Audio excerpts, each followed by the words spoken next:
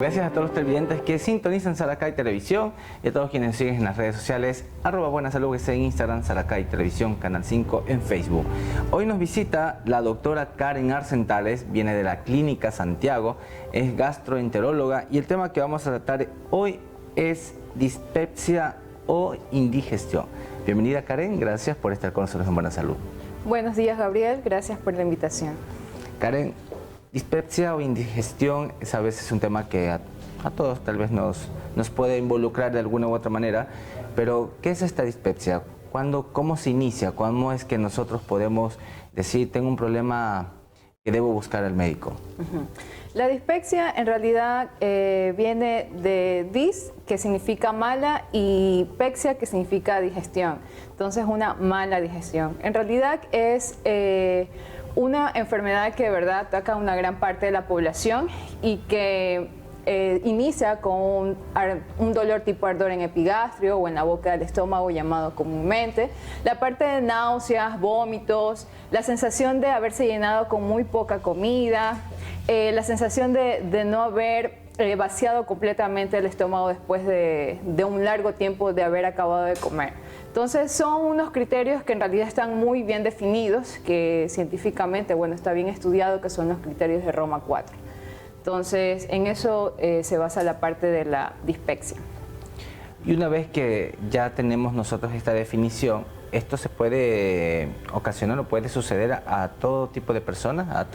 No hay un límite de edad en este sentido. En realidad no, porque la dispepsia en realidad es multifactorial. Entonces puede afectar tanto a adolescentes, a niños, a adultos mayores. Entonces, dentro de sus causas, por ejemplo, tenemos a los adultos mayores que tienen hipertensión, diabetes o el uso de medicamentos para ciertas enfermedades autoinmunes.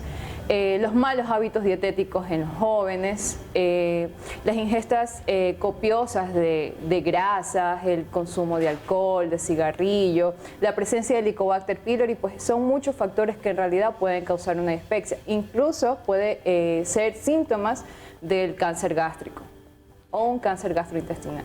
En todo caso, cuando ya nosotros tenemos esta situación, este problema, algunas manifestaciones, porque de pronto se tienen que presentar todo este tipo de síntomas para nosotros poderlo identificar.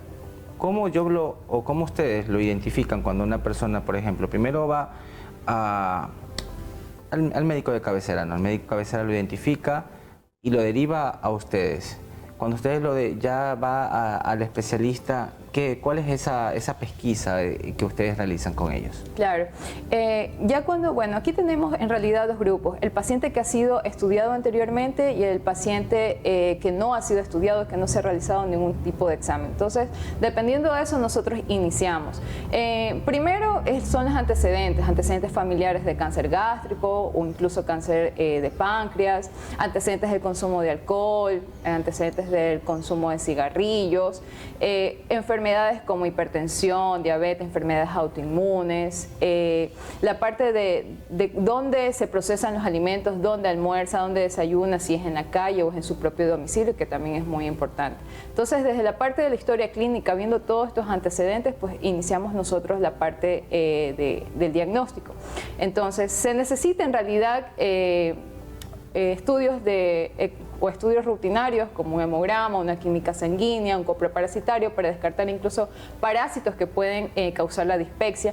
Y ya una vez teniendo esto y sin embargo no se llegase a encontrar algún tipo de alteración, pues ahí sí ya iniciamos con procedimientos endoscópicos, que en este caso sería una endoscopía superior, para descartar enfermedades orgánicas, porque hay que tener mucho en cuenta que hablamos de una dispepsia orgánica cuando ya existe un daño, una gastritis por Helicobacter pylori, un cáncer gástrico, una inflamación del esófago, o si es que a pesar de la endoscopía esta sale negativa y el paciente persiste los síntomas, pues entonces estamos hablando de una dispepsia funcional.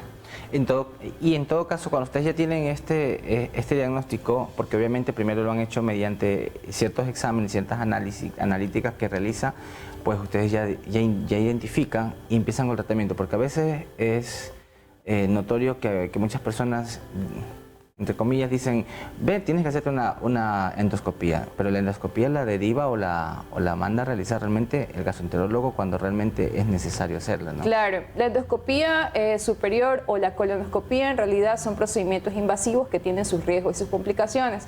Entonces, no cualquier paciente que presenta un dolor tipurente o un tipo de acidez se le envía a una endoscopía. Primero se va todo con los antecedentes, la ingesta de medicación, si es que anteriormente ya ha estado tratándose con omeprazol o algún tipo de medicamentos, entonces si a pesar de eso y a pesar de que nosotros instauremos o demos ya un tratamiento y eso no funciona, pues sí empezamos con la parte de los estudios endoscópicos. O caso contrario, si es que tienen los antecedentes de un cáncer gástrico en la familia de primer grado, papá, mamá, abuelos.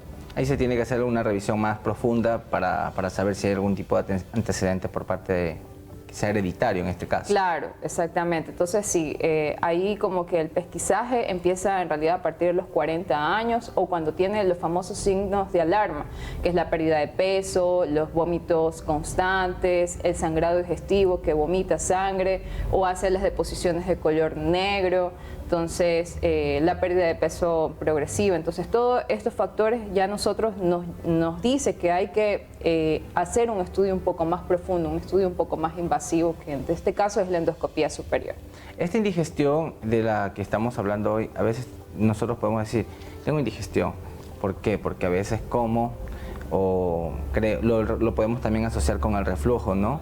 Algunas personas lo asociamos de pronto con reflujo o todo lo que nos comemos nos hace daño, nos manda al baño o a veces no queremos o no tenemos apetito.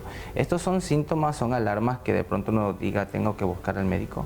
Claro, son signos o síntomas que en realidad sí se debería tener lo que es una consulta lo más pronto, porque por ejemplo lo mismo, los pacientes dicen, bueno, me duele o tengo gastritis. No, doctora, vengo por una gastritis. En realidad son síntomas de dispepsia. Entonces, sí es recomendable porque puede ser el inicio de quizás un cáncer gástrico. Entonces, cualquier tipo de síntoma, reflujo, el ardor y la pérdida de peso, pues sí es necesario buscar a un especialista. El tipo de alimento cuando una persona ya tiene este tipo de situaciones o está pasando por este problema, ¿la alimentación ya tiene que ser distinta a la normal que nosotros comemos o podemos comer cualquier alimento? No, o sea, una vez que ya se detecta los síntomas y los signos y bueno, se da ya el diagnóstico de una dispepsia, la alimentación tiene que cambiar. Si antes el paciente consumía mucha comida grasa, muchos picantes, condimentos, colorantes, pues habría que eliminar eso porque igual eso produce un proceso inflamatorio a nivel de la mucosa gástrica o en el estómago y puede a la larga producir una gastritis crónica e incluso llegar hasta un cáncer gástrico. ¿Los alimentos picantes afectan o influyen en esta situación que estamos tratando? Sí, influyen bastante y también porque puede estar asociado a una enfermedad por reflujo gastroesofágico. Entonces, eso contribuye a que los síntomas aumenten. Incluso ciertos alimentos, por ejemplo, o ciertas frutas, quizás como la guanábana, la sandía, en algunos pacientes son muy sensibles, en otros no. Entonces, el paciente tiene que identificar qué tipo de síntomas le está causando la distensión abdominal, los eructos constantes, las náuseas. Entonces, el paciente identifica qué alimentos en realidad no puede consumir. Perfecto. Al regresar del corte estaremos hablando también sobre este tema y también su tratamiento y cuáles son las medidas de prevención para que nosotros no podamos pasar por estas situaciones siempre acudiendo al médico. Antes de irnos al corte, quería decir que Clínica de Especialidades Odontológicas Morales Andrade está dando un bono de $150 para los que se inscriban al número de contacto al 0988-300-121 o por cualquiera de las plataformas digitales. Hágase beneficiario de este bono para una atención en la parte de lo que tiene que ver con implantes dentales para pacientes que lo necesiten. Regresamos después de esta pequeña pausa. Indigestión o dispepsia es el tema que estamos tratando en Buena Salud con nuestra querida doctora Karen Arcentales.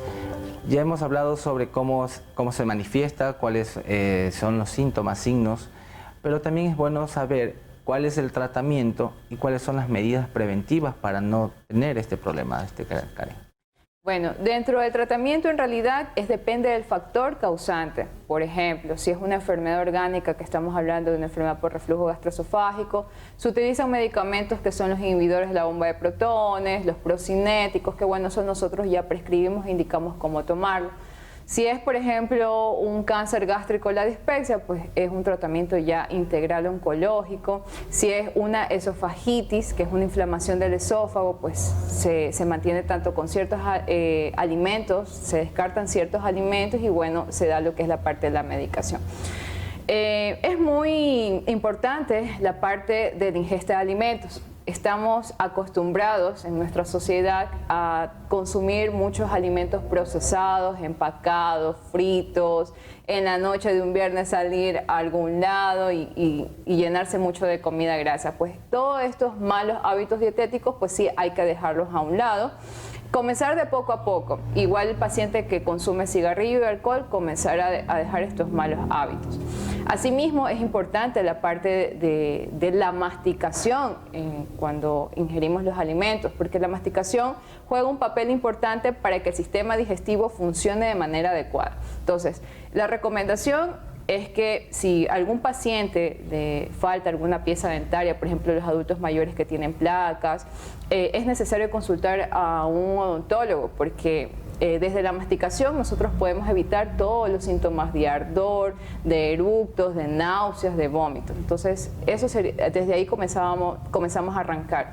La otra parte es comer despacio, darse el tiempo para comer, masticarlo adecuadamente, triturar bien la parte de los alimentos para que el sistema digestivo no trabaje de más, por decirlo así, y que tenga una buena digestión. Justamente, perdón que te interrumpa, Karencita, hablas mucho de la masticación. Hay personas que les gusta comer huesos. ¿Esto es bueno hacerlo? No es bueno, porque hay personas que lo hacen y hasta triturarlos. Entonces, ¿eso afecta realmente al sistema digestivo? Claro, puede incluso como masticar los huesos y quedarse una astilla, por decirlo así, en el esófago, y eso puede causar una perforación. Entonces no es recomendable, o sea, triturar bien los alimentos, incluso a veces el ácido gástrico, porque no se mastica bien y el ácido gástrico como que termina de triturar o degradar estos alimentos para que sean absorbidos a nivel intestinal, a veces no lo logra, porque el paciente pasa directamente los alimentos. Entonces no es recomendable ni masticar huesos, nada que tenga en relación con eso. Y realmente los alimentos tienen que ser bien masticados para poderlos ingerir de buena manera, y no a veces como que comer muy rápidamente, porque eso también afecta, ¿no? Claro, darse por eso el tiempo, entre 30 a 45 minutos es lo recomendable para poder desayunar, almorzar, merendar. También hay que tener muy en cuenta de que ya a partir de las 7, 8 de la noche ya no consumir alimentos en grandes cantidades, y menos con grandes cantidades de grasa, condimentos, colorantes, porque ya nosotros cuando merendamos, ¿qué hacemos? Nos vamos a acostar, nos vamos a ver la televisión, entonces ya nosotros ya no estamos en movimiento, ya la comida ya no sirve de energía para nuestro cuerpo y se comienza a acumular como grasa. Entonces, máximo entre 7 y 8 de la noche merendar. Por ejemplo, si sufre de una enfermedad por reflujo gastroesofágico, no tomar agua antes de acostarse, elevar la cabecera de la cama un poquito. Entonces son ciertas pautas que, dependiendo de los síntomas que tenga el paciente, pues se instaura el tratamiento. Muy bien, y gracias por esas recomendaciones, es un excelente tema, y todas las personas que se identifiquen de pronto con ello, pues Karen atiende en Clínica Santiago, ¿no es cierto, sí, Karen? ¿En qué horario, para que las personas sepan? De lunes a viernes, a partir de las 4 de la tarde hasta las 6 de la tarde. 6 de la tarde, y ahí el número de teléfono está apareciendo en pantalla para que ustedes tomen nota. Están en Avenida Quito. Muchas gracias, mi querida Karencita, por estar con nosotros en Buena Salud. Gracias, Gabriel, por la invitación, y bueno, esperamos estar en una próxima oportunidad para compartirles estos temas tan importantes en la comunidad. Muchas gracias. Y no se olviden que todavía tienen un tiempo para inscribirse con Clínica de Especialidades Odontológicas Morales Andrade, que está dando un bono de $150 para implantes dentales. ¿Qué tienen que hacer? Inscribirse al número de contacto del 0988-300-121, o también por las redes sociales @buenasalud en Instagram, Saracay Televisión, Canal 5 en Facebook. Nos despedimos, sigan en la señal de Saracay Televisión.